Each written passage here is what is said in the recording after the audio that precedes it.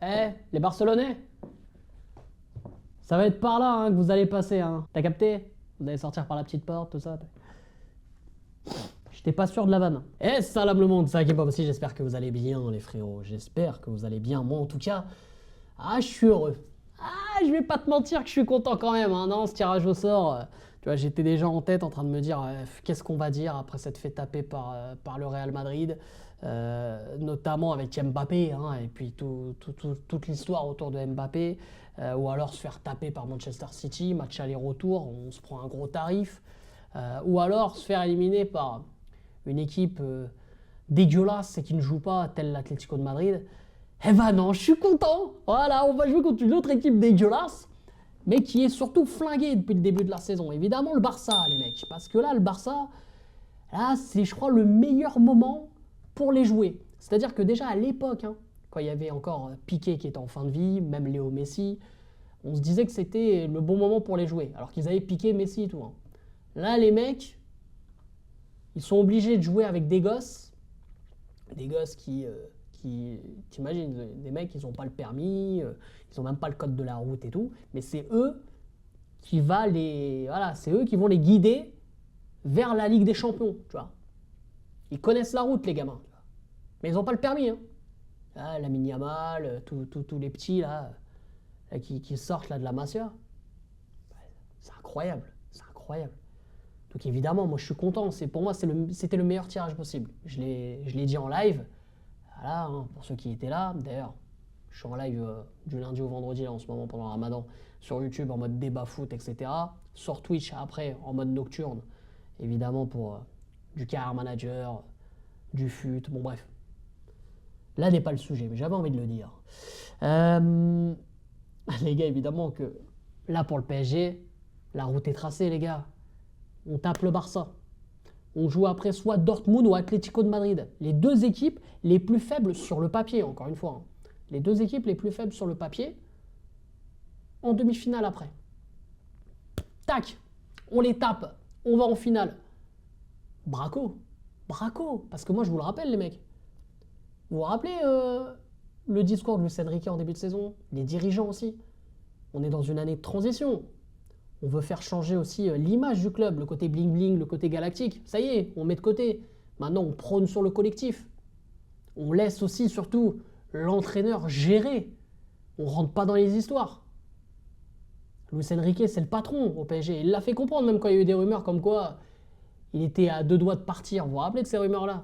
C'est parce que le PSG, enfin les dirigeants étaient encore voilà, sur le dos du coach. Mais Luis Enrique a dit non, non, vous m'avez appelé les mecs, vous me laissez faire. Hein. Moi, je suis pas Galtier, je suis pas Pochettino. Non, moi, vous me laissez faire. Commencez pas à rentrer dans les histoires avec moi. Et depuis, ça paye. Ça paye parce que on a un PSG qui a changé de style complètement, qui est joueuse et qui est jeune. Parce qu'il faut le rappeler, le plus vieux dans l'équipe type, c'est Hernandez qui a 29 ans, les mecs. Le PSG qui joue avec des jeunes. Depuis l'ère Qatari, ça se faisait jamais, tu vois. Donc on sent qu'il y a... C'est le nouvel ère en fait. Tu vois, limite, tu vois, l'époque Qatari d'avant, ça n'a rien à voir avec maintenant. C'est carrément ça. Donc voilà, tout ça pour dire que on se met pas une pression dans cette Ligue des Champions à la base, mais là pour moi il y a une pression naturelle qui va se mettre en place.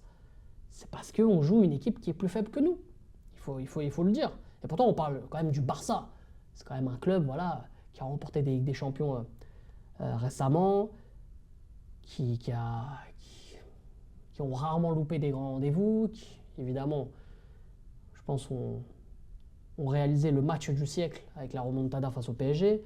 Enfin voilà, on parle d'un club quand même qui a marqué le football et qui va continuer à le marquer, je pense quand même. Les gars, c'est une équipe, elle est complètement malade. Vous avez vu le match, même match aller-retour contre Naples? Encore le match aller, ça allait. En vrai, le match aller, ça allait du côté du Barça. Tu sentais que le Barça avait une maîtrise quand même face à Naples. Mais le match retour, c'est une catastrophe. Ok, il y a les 2 buts très rapidement pour le Barça. Mais c'est une catastrophada après. Mais après, moi, je leur en veux pas. Les mecs, ils sont tous blessés. Pedri, Miskin, depuis qu'il a fait sa saison à 70 matchs, il peut plus jouer. Gavi, je crois il a pas le temps de jouer parce qu'il faut qu'il s'embrouille avec des gens. Roméo, frère. Ils ont acheté Roméo, les mecs. Pour pallier au milieu de terrain, ils ont acheté Roméo. Tu sais, le mec qui ressemble à Rimka. Ils ont acheté Roméo. Ils se sont dit, les mecs, ils se sont dit, tu sais, ceux qui gèrent voilà, le mercato et tout, directeur technique, même coach. Ouais, non, on va prendre Roméo. On va prendre Roméo, c'est le bon remplaçant de Sergio Busquets. Des fois, tu te dis, ouais, nous, on est des footix à parler de foot et tout, là, devant la caméra ou voilà, sur les réseaux et tout. Mais frère, des fois, je me dis, je crois qu'il y en a, ils connaissent pas le football, quoi. Ah, des fois, c'est inquiétant. Franchement, des fois, c'est inquiétant. Mais bref, pour continuer à parler du Barça, les mecs, pour moi, le Barça, honnêtement, franchement, on va parler français. Parce que c'est une équipe malade. Xavi, une journée sur deux, il veut se barrer. Après, il dit non, il reste. Je vous ai dit, ils sont obligés de jouer avec des jeunes, les mecs. Ils ont 15-16 piges. Ils sont obligés de porter le Barça. Ah, mais ça, je trouve ça ouf. Après, vous allez me dire, oui, mais le Barça a toujours été connu pour ça, la Masia, etc. Non.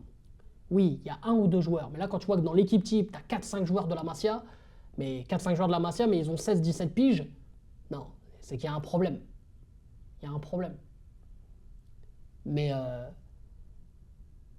j'ai dit comme quoi le PSG, voilà, hein, ils étaient en année de transition et tout, mais ce sera un cataclysme si le PSG, là, se fait taper par le Barça. Hein. Moi, je vous le dis. Hein. Je crois que c'est une honte. Je crois que c'est pire que la remontada. Peu importe le scénario, hein, ce sera pire que la remontada.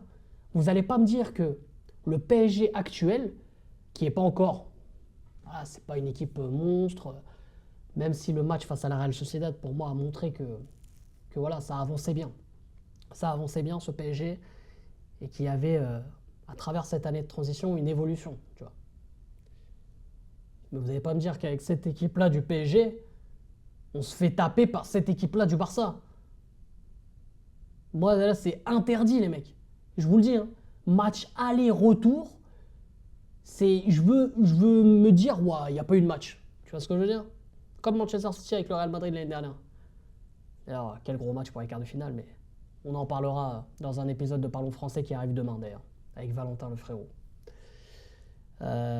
Mais ouais, pour revenir à ce match du PSG-Barça, les mecs, c'est impossible. Alors oui, le scénario, le PSG accueille au match aller et le Barça au retour. C'est le seul truc où je peux me dire, ah, ils peuvent rentrer dans ma tête, tu vois. Parce que c'est le même scénario que la remontada. Mais non, on a un agent double, Luis Enrique. Il sait comment ça se passe là-bas. Il connaît tout. Il va dire, mais la remontada, moi je sais comment ça s'est passé. Donc imaginons que là, au match aller, on gagne, je sais pas, de 3 buts d'écart. Mais le match retour, la mentalité du côté du PSG ne sera pas la même qu'à l'époque de Unai Emery. En tout cas, j'espère. Parce que là, je pense qu'on se fait passer pour le club le plus clownesque possible. Sûr et certain. Donc voilà, moi je voulais donner mon avis évidemment par rapport à ce tirage au sort. Surtout par rapport au match PSG-Barça. Après, les autres matchs aussi sont intéressants à évoquer. Hein. Évidemment, Dortmund-Atlético, un match très ouvert mais qui peut être très fermé aussi. Arsenal-Bayern de Munich. Incroyable, un classique de la Ligue des Champions, j'ai envie de dire. Surtout qu'Arsenal retrouve les quarts de finale 14 ans après. Et Real Manchester City. Donc on évoquera tous ces matchs dans l'épisode de Parlons Français qui arrivera dès demain, les frérots, au lendemain de cette vidéo. Il y aura l'épisode Parlons Français avec mon cher Valentin. Et d'ailleurs, Valentin, il va évoquer aussi quelques petits trucs, quelques bails. Voilà, soyez à l'affût demain. Mais voilà, évidemment que moi, je ne vois que le PSG se qualifier face au Barça. Et je pense honnêtement qu'on serait du même level pour les Marocains là, qui me suivent qu'une élimination Maroc-Afrique du Sud, Maroc-Bénin. Je vous dis la vérité, hein. Moi je le mets tel quel. Les gens ils vont dire ouais, tu respectes pas le Barça. Mais parce que le Barça ne se respecte plus depuis quelques temps. Bref, sur ce, c'était Hakim Pas Possible. Prenez soin de vous. Je vous aime, je vous laisse. Et surtout allez Paris.